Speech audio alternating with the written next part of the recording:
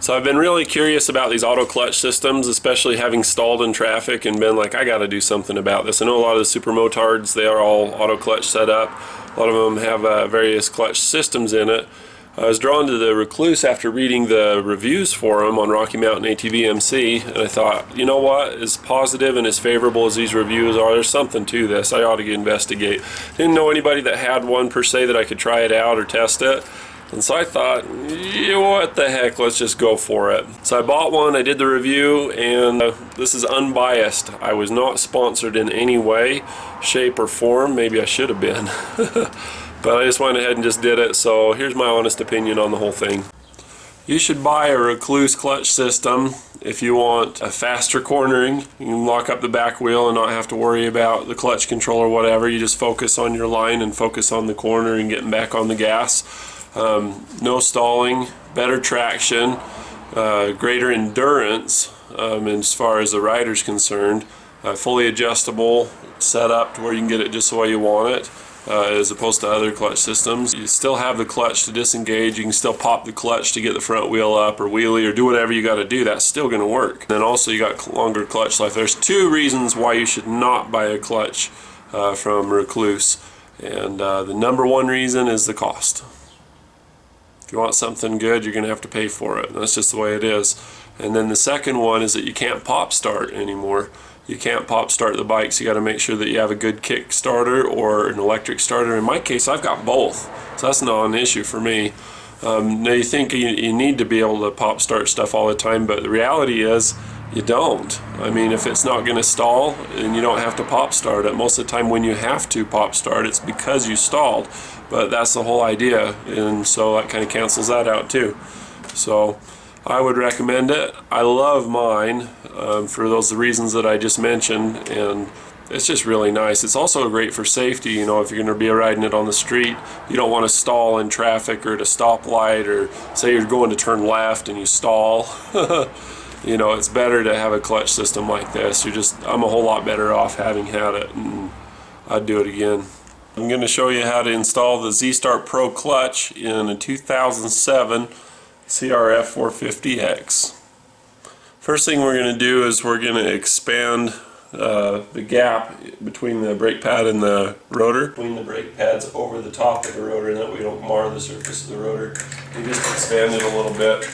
Once you've done that, it's really easy to put the screwdriver in through the brakes and hold that out of the way. You can see we've laid the bike down flat. This does a couple of things. It makes it so that you don't have to spill any oil, and it also enables you to be able to put the little bearings in later and have gravity be on your side. Normally the brake only goes to here, the brake lever for the rear brakes, but because we made a big gap, it comes clear down out of the way. So just take your screwdriver and stick it down like that. So we'll go around and just pull out all these bolts.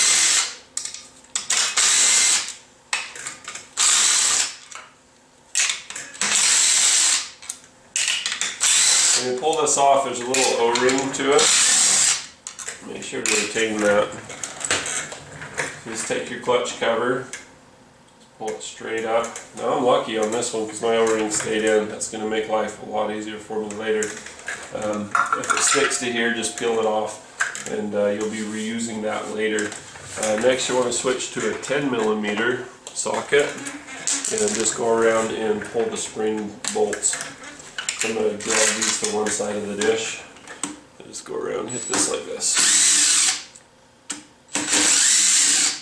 I was trained to take these off in opposites. I don't know if it really matters that much.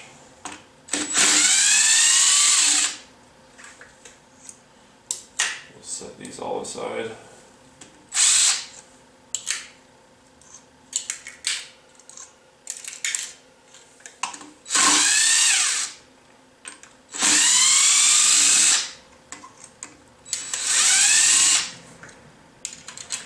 Like thus. Then get your blue shop towels, and we're going to retain the friction discs. Grab another screwdriver here. Say some of my tools aren't the prettiest, but they sure work. They got the old pressure plate, and here's our first friction disc. We're going to separate it from all the steel ones. The old steel ones will not be reused, just the friction discs. So what you can do, you want to take your throwout bearing and just kind of keep it together and just set it in the cover or wherever for now. The next thing that we're going to do, we're going to pull the whole thing out all together. So we're going to take that same screwdriver that I had with the hammer and we're going to bend down the tabs for this nut. So look at it, I've got one on this side. I'm going to switch hammers because this one, I don't want brass stuff getting into there. And as the brass hammers hit some steel in the past, it's kind of got potential for that. So you see here's more of my preferred hammer anyway. Anybody that's seen my love tap videos understands that. It looks like we got a push rod that goes through the whole thing. Pull that out now and set it aside. Don't forget to put that back. As far as the orientation, it's the same on either side, just the length is important. I've had those get lost before and had to compensate with other stuff. So the next thing you can do is you can take a pry bar and put it through your wheels, through your spokes, put it in your highest gear, put it in like 4th or 5th gear, and you see that rotated counterclockwise. I believe that's 27 millimeter. Yep. And you take your ratchet, set it to loosen, get rid of all the slack. I always take the heel of my hand like this, or you can use an impact. Just take the heel of your hand, just whack it, and it'll come off.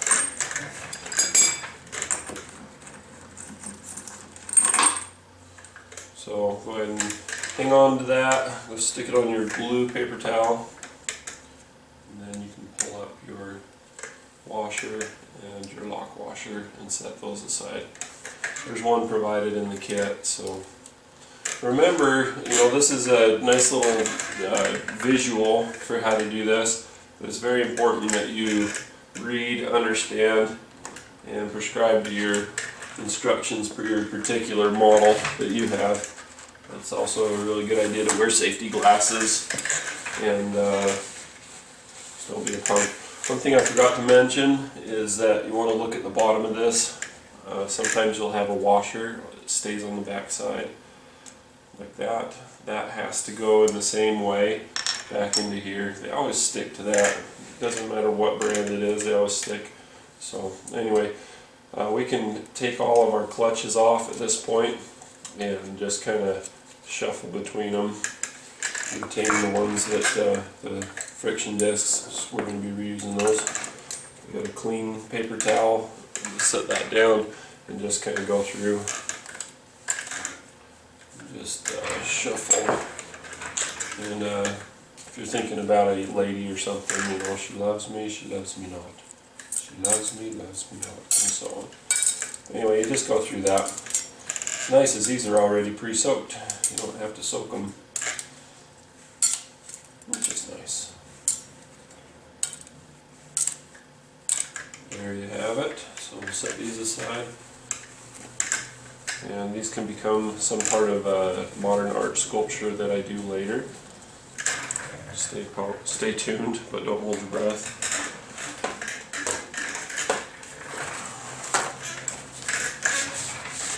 So next thing that we're going to do is we're going to take the kit and start putting it in.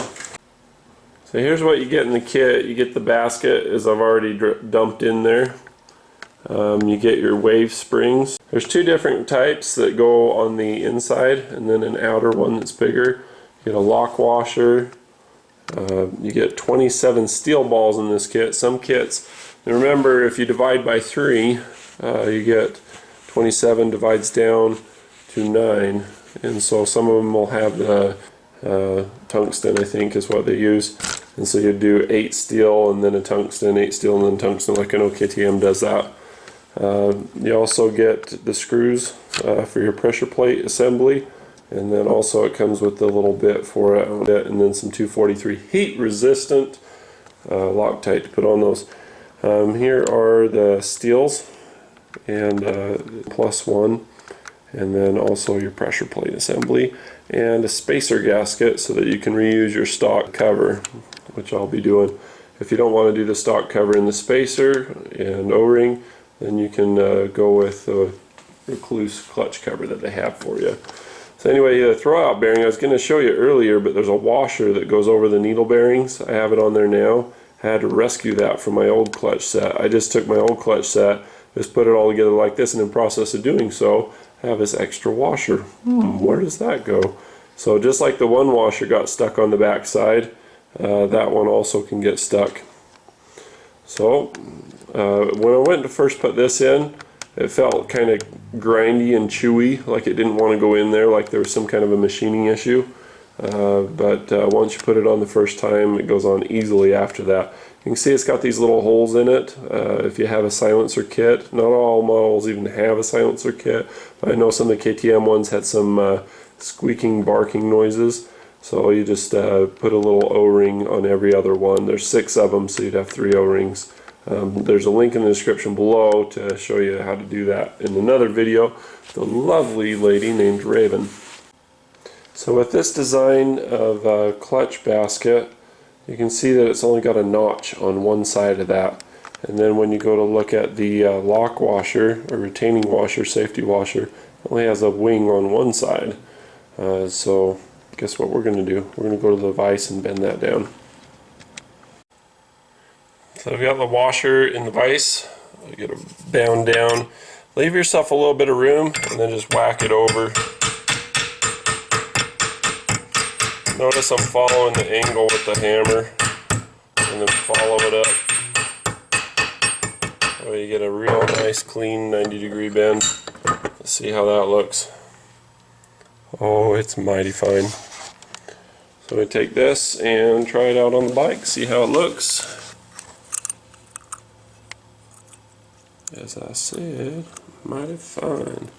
Still pretty centered even. Probably could have smacked it up just a little bit more than that, but that'll work. After laying the bike down, you want to disconnect your clutch cable. Once you've torn into it a little bit, it's easier. Like mine's going to come undone like no sweat. Just pull back on this and then line up the cable down the slot and then just push it back forward. Piece of cake, huh? All the slack you need. Alright, so I've done a lot of homework with my manual. I've read it through. Now it's time to assemble everything. So I take the center clutch hub, and I've taken the washer that always sticks to the bottom of the clutch, and I've pulled it off of the back of there. I put it on. Put this on. And the first time you put it on, it doesn't want to go. After you've slid it on before, it should go on pretty easy. It's a very tight fit, machined to very close specs. And the next thing you'll do, so we'll go through and open up our 8 steel plates, and we'll install them every other one with the friction discs. So we get a steel plate, friction disc, steel plate, friction disc, and so on. And you can align these. These are from the factory so that the machine can put them on real slick. And then you'll have that nice factory look. Not going to kill you if you mess that up, I guess so. I see that there's these 3 marks here. I don't know what those are for in this case. I know with the KTM it's for the silencing kit, so I'm just going to say that that's what those are for in this case.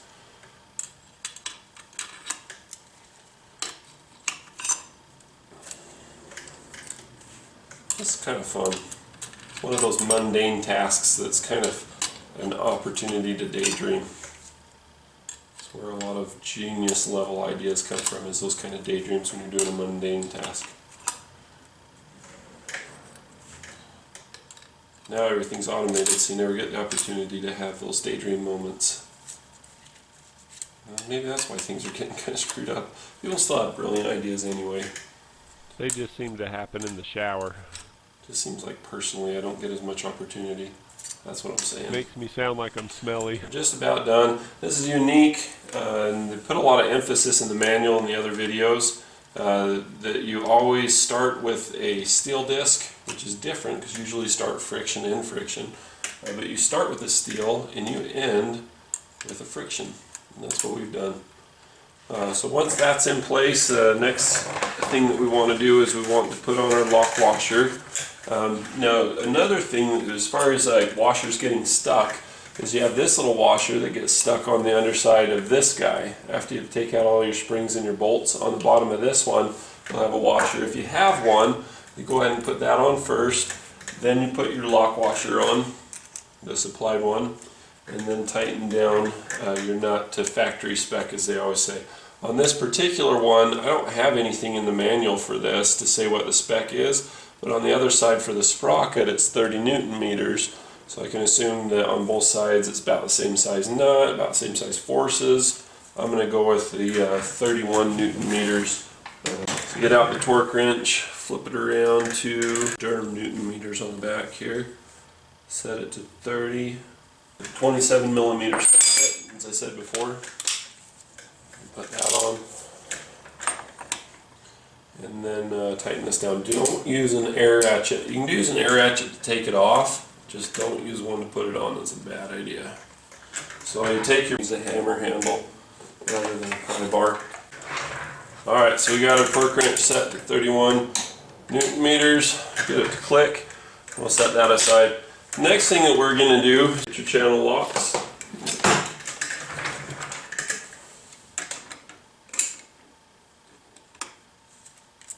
Bend that up on each side. Snug it down. Whatever the torque lands at, it lands at, and you just deal with that. For those of you with OCD or traits of it like I have, just try to make it look pretty and move on. Pop goes the weasel. We'll stick that back in there. I'm going to put in the center clutch bearing. When we do that, you can either do that now or do it after you put in the center clutch hub. Doesn't really matter. On mine, I have the throw-out assembly, the bearing, and then a washer. And this is another one of those washers that sticks to everything, including the spacer I have. And you got a little spacer. In my case, it says 01A. You put that on. If you have a certain 250, then you'll have another little oil dispensing or moving piece that goes in there, and then you've got your spring mount. So read your instructions. I mean, use the video, get confident, get familiar with some of the language, even though I'm going to slaughter it and say some of the stuff wrong. But then you go ahead and put all the stuff together, and it'll make more sense when you go to do the other. One of the things I really don't like that's happening here is that the lock washer is rubbing on the outside here. You can feel it scratching because the nut's not lined up perfect, with the ideal scenario. What I'm going to do is I'm going to get my channel locks back out, and I'm just going to squeeze between the two to bring that in. Let's bring in that corner. Yeah, I'm not a big fan of this design of lock washer. I'd use smaller tabs, I think. Alright, see if we can get that to go on there. And maybe these aren't even supposed to move, but as far as I'm concerned, I just don't like anything chewing and leaving behind a metal shavings. That's better. I like that. So once that's in, you can put in your lower, and it just kind of goes around it. And you see you've got these little tabs or notches. You also have corresponding notches that go around, like there's one here, and one here. You can't see them on camera, but just acknowledge that they're there. If you put it on wrong, it's going to sit too high and you can't get your snap ring in. So as I rotate it, you kind of hear it click in. So I'm doing that just so that you're taking mental note. Once that's in there, you can get your snap ring in there pretty good. Start on one end and work it around this way. Everybody always has it pointing to the back of the bike when it's at the top. I don't know how important that is, but just in case, we'll just go ahead and do it that way. The next thing that we're going to do is make a selection. It's decision time. read your manual and see what you want as far as what RPM you want the thing to take off at. On a motocross bike, something with a real light flywheel like this, a 450 bikes specifically, you want to use something that is going to engage at either medium speed or high speed. If you have it at low speed, you run the risk of stalling. The whole idea of this thing is to not stall, so there you go. You have 3 different springs. These are the 2 that I'm going to be using that I have in my hand here, and then there's another one here. This one is harder to compress than this one, and then this one is just kind of a medium one. We've got all these different springs, and these are adjustable. Everybody's heard that. The adjustable aspect of it is you can adjust where the RPM range comes in. For example, if you wanted to come in at low RPM, medium RPM, or high RPM, so say you're sitting there idling, do you want it to engage now, or now? You know, as you're twisting the throttle. So the way that that's accomplished is with these 3 different springs. You have 2 springs of the same diameter that fit on that little spring perch that we just put on the throwout bearing. So there's one that's a real hard spring, a heavy duty spring, and there's one that's a soft spring. So no matter what, you're going to be putting a spring on here. If I were to leave it like this, I would have a low RPM setting.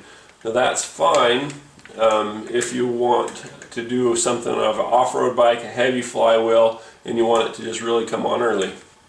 I'm not going to do that. My setting is going to be medium. And you put this outer one on, and now you have a good medium setting. If I wanted it to be at a high RPM, then I'd want to use the stiffest spring that I have in the bag. And they indicate which is which, and you can feel it in the bag even, which is which.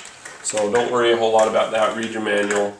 So there's one aspect. So I'm going for medium. Done deal. The next thing I'm going to do is I'm going to put on a little bearing holder, and we're going to do a little test to make sure that we have the right clearance with our no-go gauges. No-go? What the crap is he talking about? So you got to make sure you index on your little ends here, or else it's not going to be flat. So I'm going to take the supplied Torx driver bit, that happens to be a T20. I'm going to take 2 screws and I'm going to put them on there on opposite ends. Something feels wrong. This is just wrong. This isn't going to hold. You want to know why? I put this plate on there. You got to put the big washer retainer on. That's contoured to the screws, and you get a lot better result. Just having one of those days. That's why it's nice to read the manual, watch a video, get all the information that you can, and then rock it from there. Okay, so I put a screw on one side and a screw on the other. Now all I'm doing, I'm not putting any Loctite or anything. This is a test fit that we're doing here. So we'll take these screws and we'll snug them down. I have a Torx bit that fits on my zip gun I should be using for this. On my little DeWalt cordless. So get that on there. We'll torque that down a little bit. If you have pretty much any 1/4 inch accepting bit driver, you can just put it in there and use it that way. So we're going to snug that down. We're not going to go overboard with it. I think these are only supposed to be tightened to about 25 inch pounds or 20 inch pounds or something like that. But what we're doing is we're going to take our no-go gauges, and you can see one of them's long and one's short.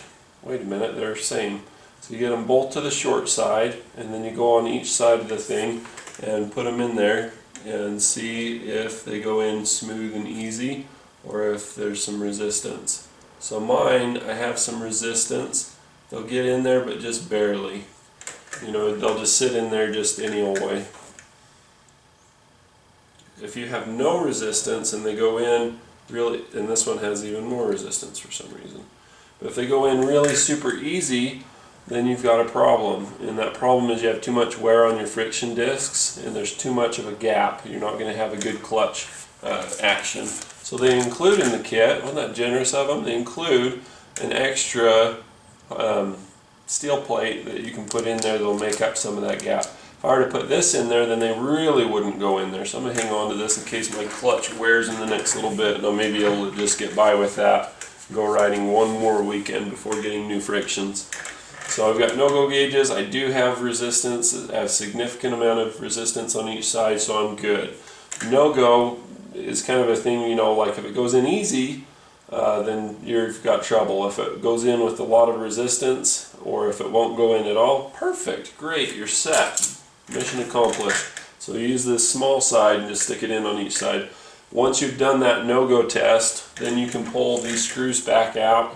What I would recommend doing, given that this is all good and ready to rock, actually I'm not ready to rock, am I? I pulled my bar out from the middle. Looks like I need to take some things out of the oven too. So I'm going to go ahead and pull those back out, pull all the bearing and springs and everything up, put my rod back in. You'd probably just leave it in. I just pulled it out because I wanted to inspect it among other things. But we'll go ahead and do that and then get back on camera. Alright, so I'm all set up, ready to rock. I got my own dang bit out. It's generous that they make sure that you have what you need so you don't have to go to the store. Folks at Recluse, they've been there, done that. They know what you need, they know what you want. And boy do they deliver, they do a good job.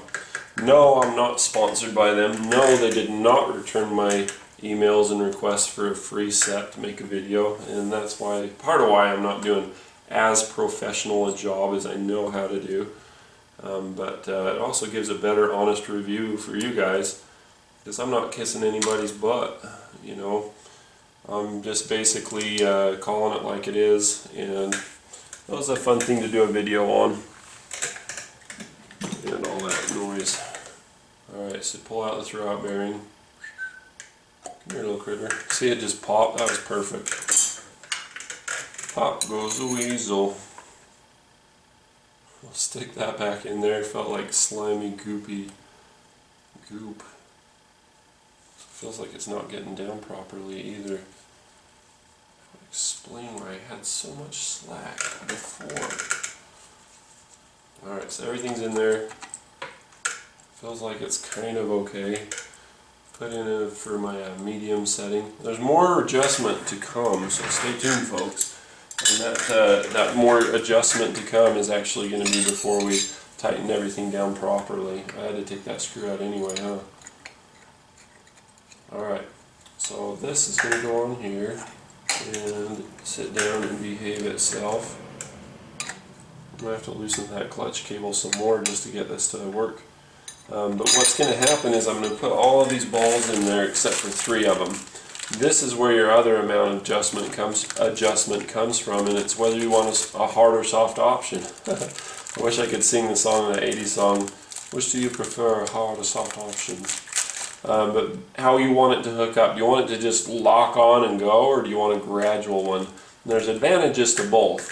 Now, the advantage to having a soft option, which I'm going for, and everything has to be divisible by 3. You'll know what this is going to make more sense here in a minute. There we go, I got to fit in all the way. We're good. Okay, so when we go to put this together, there's 27 balls, 27 slots. That's all fine and great. Some people like to oil this or put grease or the gear oil in it before they put them in. I'm not going to bother. I'm going to rotate it a few times and just let it do it on its own, because it's going to be submerged in oil once I stand the bike up anyway. In some kits you have 3 tungsten balls, I believe, which are heavier and they engage it harder. But with this one, they're just all steel. No, the deal is this works on centrifugal force. As you increase RPMs, it flings these out to the outside, right? Right, cool. So the less balls that you have, the less force, and the more it's going to have to, you know, it's going to engage softer, basically. So 27 divided by 3 is 9. So you have 3 equal runs of 9. And if you subtract 1 from 9, then that's going to take away your thing. You want it to be evenly spaced. You don't want it to be lopsided. So what I did is I marked 1 with a V and then counted 1, 2, 3, 4, 5, 6, 7, 8. And then go to the next one, mark a V, 1, 2, 3, 4, 5, 6, 7, 8, mark a V with just some Sharpie type pen. And so wherever I have a V, I'm going to skip it. And I'm going to ditch 3 balls right off the bat and throw them in my magnet dish. They're there if I need them, if I want to change to a hard option. Dadgummit, I gotta go pull stuff out of the oven. I'm gonna finish this up anyway. Stop. Say if I'm busy, if I'm multitasking, I'm happy. If I'm getting stuff done, I feel good. So yeah, I'm cooking dinner, yeah, I'm installing a clutch. Makes me feel like a hell of a guy. So anyway, we go around, make sure to skip the ones that you mark if you want to retain that soft option. Now what's the advantage of the soft option versus the other one? Well, I'll tell you. The soft option gives you better traction, it's better for technical riding, and it causes you to not stall on a motocross bike like this. If you're on a motocross bike like this and it hooks up hard and you know, say you don't have the RPMs to sustain the engine function or whatever, your idle's not set just right, you're going to stall. The whole idea to do this is so that you're not stalling. So that's why I'm going with the option that I'm going with, because I got a 450, I got a really light flywheel on this thing, and I have a street legal kit where I am using it on the road, and I don't want to look stupid stalling in traffic. Plus I don't want to be a sitting duck at the mercy of other drivers. I want to be able to get on the gas and get out of the way if need be. So it's not going on there real nice for me. So I took this back off so I could see. So I get these to index, then I rotate this to index all without losing my balls. Perfect. So I just keep a little pressure on that. So what I'm going to do is I'm going to put a couple of screws right back in there to hold this, because it's kind of springy with those RPM adjustment springs in there. And then while it's held down, I'm going to be able to put on all my other screws with Loctite. Makes sense to me. In reality, what I'm going to do is I'm going to pin it so everything stays together. I'm going to go pull out my yummy Cordon Bleu out of the oven, and then I'll come back and do the others. Turned out awesome! Love it when I do good cooking. Alright, so next thing we're going to do is we're going to go through, we're going to touch on each of these with a little Loctite and put them in the hole. So what you want to do is you want to tighten these down in a star pattern. A super star. Now that just means you go on the opposite sides, and that way it goes nice and even. If you go in a circle, this side's going to be real tight and this side's going to be sticking up, and it's not going to go down good. Anyway, now you know. I'm not putting a ton of Loctite on. You don't got to use tons of this stuff. You just want to get enough to where you're going to do the job. Fortunately, this thing's nice and clean. You don't have to fight through a lot of oil. If you're redoing it, it's not a bad idea to use a little brake cleaner and hose it off. You know, like shoot out the grease on each of these. Hose it. There's no hose on brake cleaner. Just straw at best.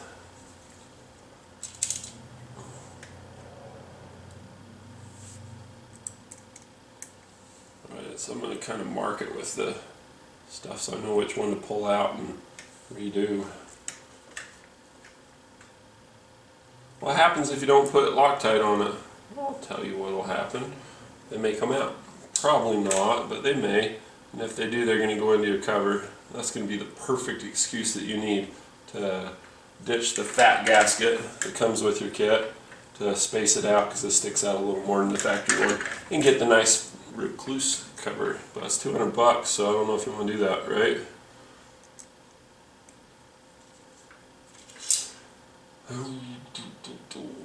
I'm gonna pop some tags. Got $20 in my pocket.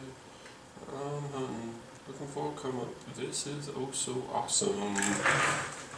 Alright, so I've got a couple of screws, bolts, whatever left over. Not sure why. We're gonna zip these down.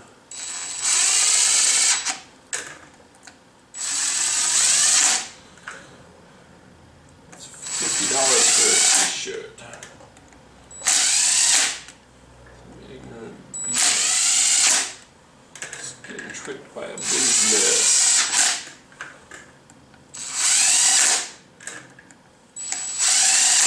See, you just go through and just snug them down, and go back through and put your 20 or 25 inch-pounds or whatever it is. Look at your manual, it'll tell you, and then you'll be the wiser. And you will know, and knowing is half the battle.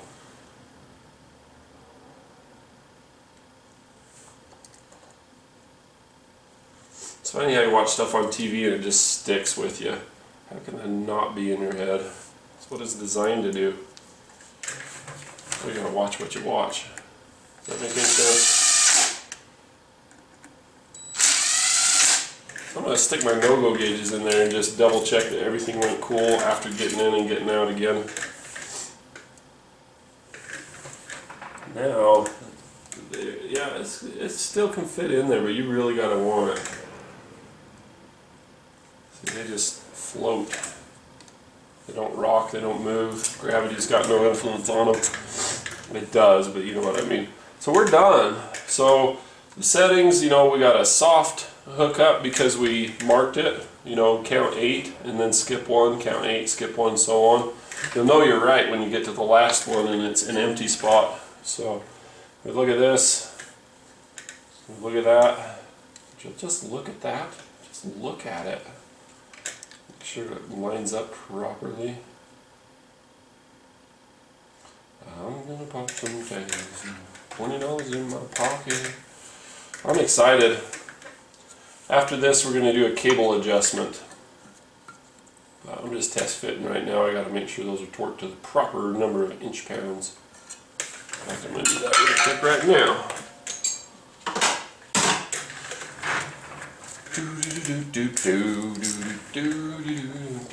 So I put my thumb on one of them. There we go. Now I know where I started. I know where you came from, son.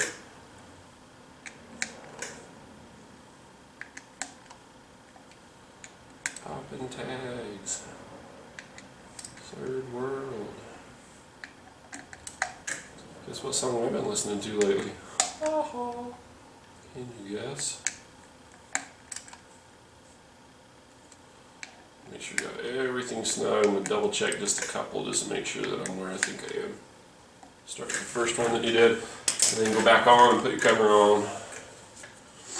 Get down. Pretty excited about this. You read the reviews for these things. This is my first automatic clutch on a bike that I own. You read the reviews and people just love them. I remember attending certain motocross races, supercross races, and I watch these guys dump a big old 450 bike like this, one that's hopped up. You know, you got these advanced cams.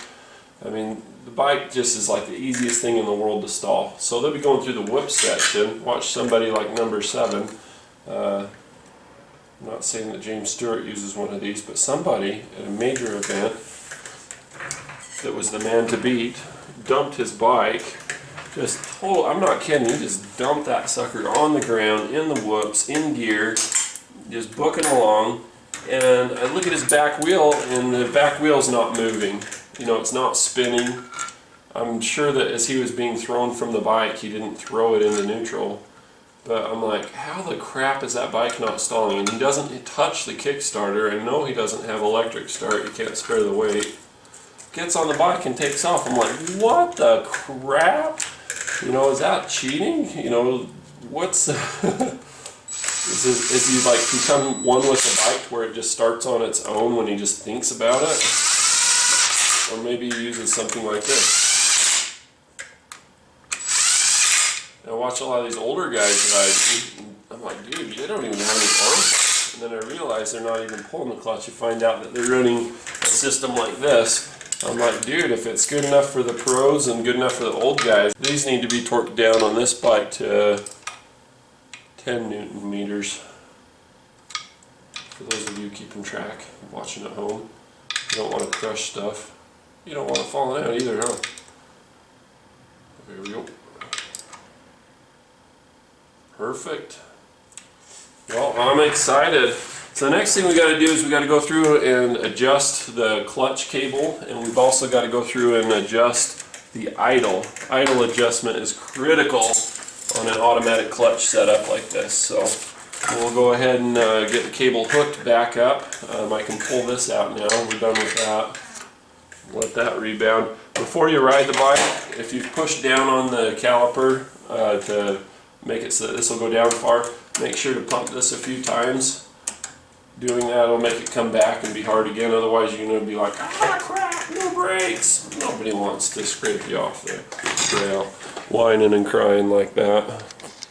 The way that the Z-Start Pro differs from the EXP is you have resistance in the clutch like you normally would, and then when you give it gas, it gives just a little bit, like about that much. With this, there's just nothing there at all. You feel the cable pull, there's no resistance.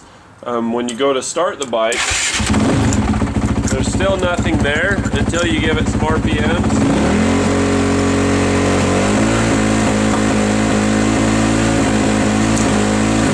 And then the clutch gets really firm. But when it's low RPMs, it's just floppy, like there's nothing there. So I was really alarmed at first with that. I called technical support. I actually saw him at the Salt Lake Motocross later. I talked to the rep there. He says, yeah, it's totally normal. You know what's not normal is just taking your left hand and shaking the hang loose sign while you're starting out with your bike in gear. And that's just awesome. So you see I'm going through the gears, first gear, second gear, then you just pull up and stop. And at first you feel like something's just horribly wrong, like your heart starts skipping a beat and stuff and expecting it to stall, but it doesn't. It's awesome. At first it's just really weird, but it's really easy to get used to too. It doesn't you see I'm pulling in the clutch and revving the gas and it's dissipating. So it's just a really fun feeling. I think you're going to like it. It's really nice for technical little stuff, you know, where you'd be feathering the clutch and really babysitting it and pulsing and nursing the gas. No, you concentrate on your throttle control and, oops, sorry grass. Concentrate on your throttle control and your balance and, you know, staying on the bike, and that's all you have to worry about. I mean, it really helps you to be able to focus on your riding better. Now, if you miss your clutch and you really like that, you know, Lamborghini sports car feeling of having a manual clutch, you can do that. It still works just the same. You can pull it the same way, just only difference is it's going to be a lot harder for you to stall the thing. Another fun thing is, say you're up on a crazy technical ride, you go off the trail and you dump your bike and bust the clutch lever off. Oh well, you don't need it. So it makes you more reliable. It makes the bike a little more bulletproof through this kind of stuff to be able to get you back home again. I'm just going to shut up so you can enjoy the sweet, sweet sound of that 450 four-stroke.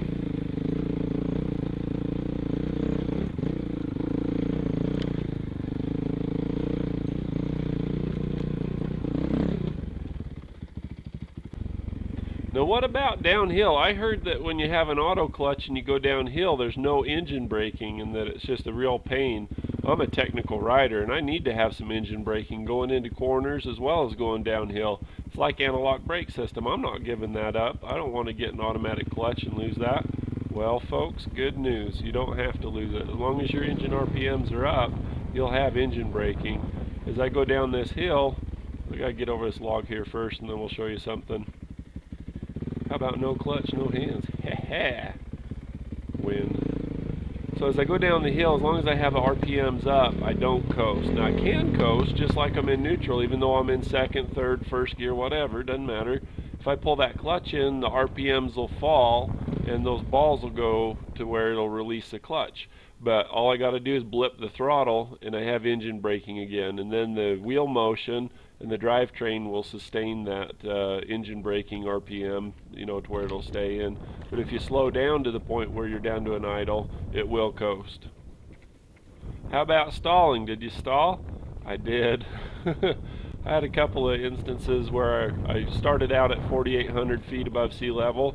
Up here, I'm up around 8,500 feet above sea level, and due to carburetor issues, I stalled once. No big deal.